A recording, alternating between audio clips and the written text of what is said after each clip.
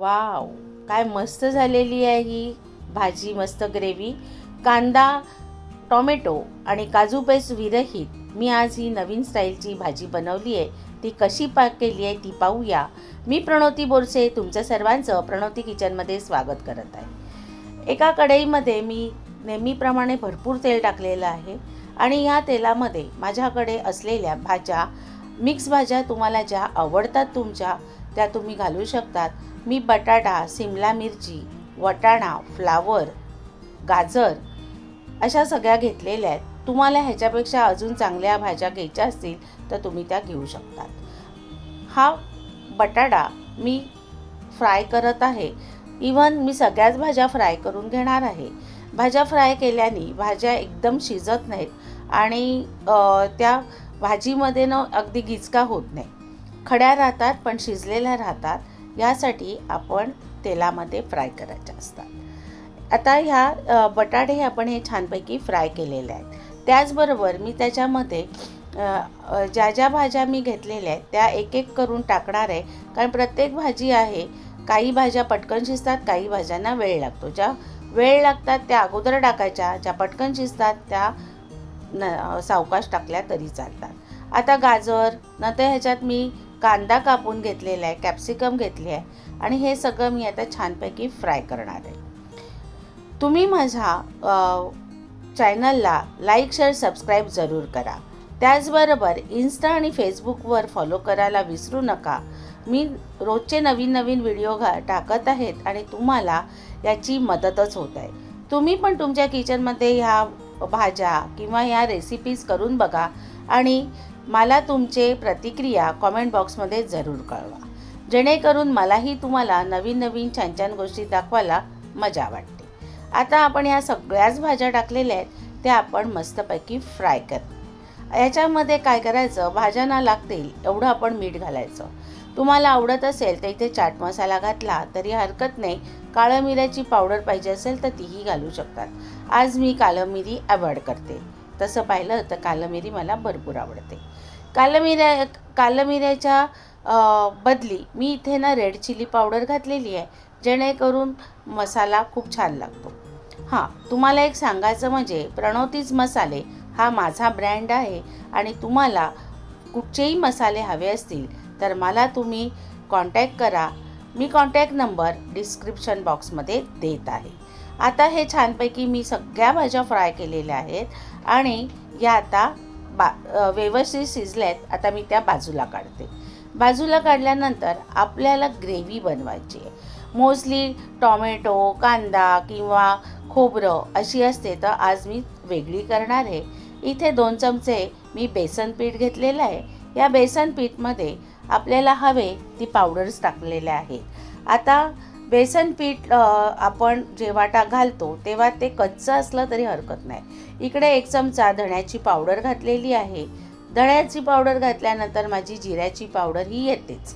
मला धणे जिऱ्याची पावडर प्रत्येक रेसिपीमध्ये लागते, कारण त्याचा स्वाद अतिशय टेस्टी असतो.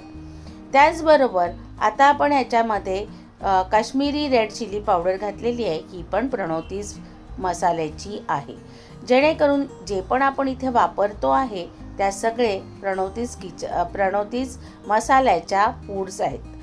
आता आपण याच्यामध्ये किचन किंग मसाला घालणार आहोत. हा बघा, हा मी नवीन इंट्रोड्यूस केलेला आहे किचन किंग मसाला प्रणोतीजचा, तर हा जरूर घाला. बाहेर हॉटेलमध्ये तुम्हाला ह्याचा फ्लेवर जास्त जाणवतो. तुम्ही बाहेरच्या भाज्या जेव्हा खातात हॉटेलमधल्या तेव्हा किचन किंग असतो. तुम्ही जरूर एकदा ऑर्डर करून पहा. त्याचा मी नंबर डिस्क्रिप्शनमध्ये दिला आहे. आता हे सगळं मी एकत्र केलेलं आहे. तर ह्याच्यामध्ये आलं लसणाची पेस्ट घातली आहे. आता ह्याच्यामध्ये मी पाणी घालून याची छानशी पेस्ट करणार आहे. आता पेस्ट झाल्यानंतर हे बघा, पीठ असल्यानंतर तुम्हाला ह्याची पेस्ट करावीच लागते. तुम्ही सुकं घातलं तर ह्याच्या गुरड्या होतील. गुरड्या म्हणजे लम्स होतील. आमच्याकडे अशा लम्स होतात, गाठी होतात, त्याला गुरड्या बोलतात. तर हे सगळ्या ह्या आता झालेल्या आहेत ना गुरड्या, त्या मी आता मोडून घेतलेल्या आहेत. बघा, स्मूथ झालं ना. आता आपण भाजीची पुढची स्टाईल बघूया. इथे मी 2 चमचे बटर घेतलेलं आहे आणि बटरमध्ये मी तेल घातलं आहे. एक लक्षात घ्या, बटरमध्ये तेल घालायला गरजेचं आहे, कारण जेव्हा तुम्ही गरम पॅनमध्ये बटर टाकतात तेव्हा त्याचा धूर होतो, बटर हे जळतं. तर ते जळू नये म्हणून आपल्याला याच्यामध्ये तेल घालणं आवश्यक आहे. आता ही तुमची चॉईस आहे की तुम्हाला बटर किती पाहिजे. ह्या अशा भाज्या करतात ना तेव्हा थोडंसं याच्यात बटर घालायचं, म्हणजे याची टेस्ट ना जरा छान लागते. बटर झाल्यानंतर याच्यामध्ये आपण ही सगळी ग्रेव्ही घालणार आहोत. आता तुम्हाला ना एकदम लाल लाल सुटूक हवं असेल तर या स्टेजला थोडी साखर घाला आणि त्याच्यावर रेड चिली पावडर म्हणजे काश्मीरी रेड चिली पावडर टाकला की तवंग येतो. ही एक माझी टीप आहे, हे लक्षात ठेवा. माझे व्हिडिओ तुम्ही शेवटपर्यंत पाहत राहिलेत तर तुम्हाला ना भरपूर टिप्स मिळतील आणि ह्या तुम्ही करा. आता ही बघा, मी थोडी साखर टाकलेली आहे. त्याचबरोबर मला आज लाल सुटूक नको आहे, भाजीला हवं तेवढं तिखटपणा आहे, कारण आमच्याकडे अतिशय तिखट भाजी अजिबात चालत नाही. तर त्यामुळे मी थोडंसं रेड चिली पावडर घातले, कारण थोडासा कलर दिसला पाहिजे म्हणून. पण हा जो रेड चिली पावडर आहे ही अजिबात तिखट नाही आहे, ही फक्त रंगाला आहे, कारण ही काश्मीरी रेड चिली पावडर आहे आणि ही उच्च दर्जाची आहे. आता ह्याच्यामध्ये मी ते बनवलेली ती ग्रेव्ही आहे ती घालणार आणि ती घातल्यानंतर लगेच शिजते. आता अशा भाज्या करताना आपल्याला थोडा आंबटपणा लागतो, तर मी काय करणार आहे की आता हे छानपैकी मस्त शिजून झाल्यानंतर याच्यात थोडंसं दही ॲड करणार आहे. तुम्हाला दही पण ॲड करणार आहे आणि टॉमॅटो कॅचअप किंवा टॉमॅटो हॉट अँड स्वीट घालायचा. मी टॉमॅटो कॅचअप घालत नाही, अतिशय गोड मटमटीत होतो, तर इथे मी टॉमॅटो कॅचअप घालण्यापेक्षा हॉट अँड स्वीट सॉस टाकलेला आहे. इथे माझ्याकडे घट्ट दही होतं. माझ्या दह्यामध्ये थोडीशी मी हळद पावडर घातली.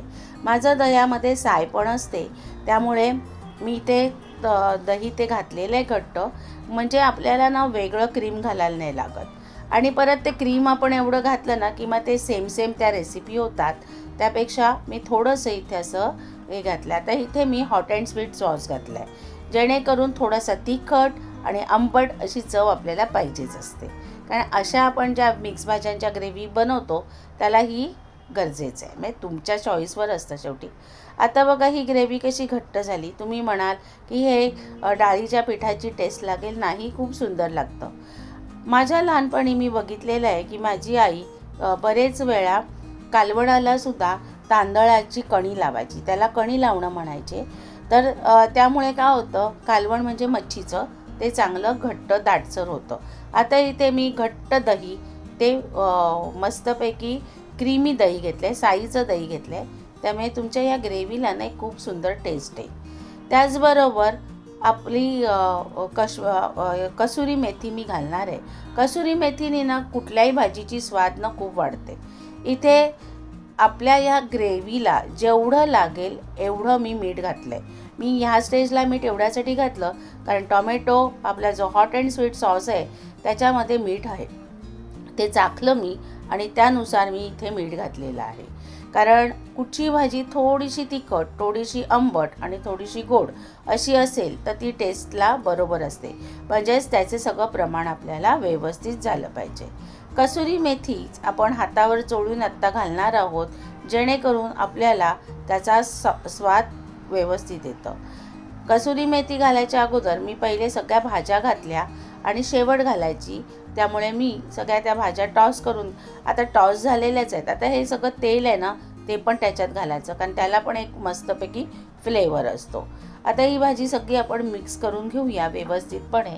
जेवढी भाजी तुम्ही व्यवस्थित या ग्रेव्हीमध्ये मिक्स कराल ना तेवढी भाजीची टेस्ट खूप छान लागते. आणि जरा ना झाकण लावून तुम्ही जरा तिचा एक कड आणून द्यायचा, म्हणजे कसं आपण भाज्या आहेत ना या भाज्या आपण शिजून घेतल्या. तुम्हाला वांगं आवडत असेल तर जरूर घाला, पण मला वांग्याची ॲलर्जी असल्यामुळे मी मिक्स भाज्यांमध्ये वांगं अवॉइड करते. आता हे छानपैकी आपलं सुंदर ग्रेव्ही झालेली आहे बघा, तवंग पण आलेला आहे. आता ह्याच्यामध्ये मी कसुरी मेथी मी घालत आहे. अगोदर जरा घातलं तर थोडंसं कडसड लागेल, पण इथे कसुरी मेथीचा जो फ्लेवर असतो ना तो तुम्ही घातल्यानंतर ना एकदम टेस्टी वासच येतो. बघा कशी छान झाली आहे ना. तर तुम्ही माझी ही रेसिपी पूर्ण पाहिल्याबद्दल मी तुमचे धन्यवाद देत आहे.